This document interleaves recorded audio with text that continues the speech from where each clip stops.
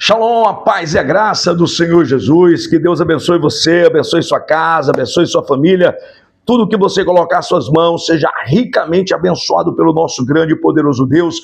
E uma palavra, meu amado, para a nossa meditação se encontra na carta de 1 João, capítulo 3, versículo 9 e o versículo 10, que diz assim: todo aquele que é nascido de Deus não vive na prática do pecado, porque nele permanece a semente divina, e esse não pode viver pecando, porque ele é nascido de Deus. E nisto são manifestos os filhos de Deus e os filhos do diabo.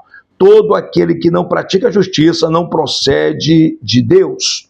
Nós vemos aqui, amado, o apóstolo João, que era conhecido como o apóstolo do amor, nos traz uma palavra, meu amado, reveladora, poderosa.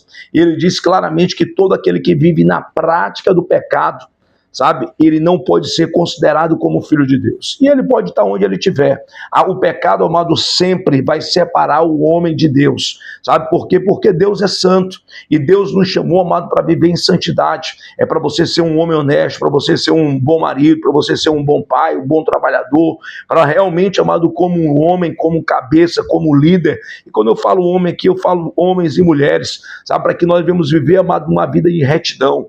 Entenda isso, o pecado, ele separa o homem de Deus e abre portas para Satanás. Por isso que a Bíblia nos diz claramente que os filhos de Deus não vivem na prática do pecado, mas os filhos do diabo sim vivem na prática da mentira, no roubo, na prostituição, no engano, sabe, tudo aquilo que o mundo proporciona. Por isso que o apóstolo João também diz: não ameis o mundo, nem o que há no mundo, nem a concupiscência, meu amado, dessa carne, dessa vida. Por isso nós temos que viver, sabe, longe do pecado. O pecado está aí, está batendo a porta, como Deus falou para Caim: Caim, o pecado já está batendo a tua porta, basta tu dominá-lo.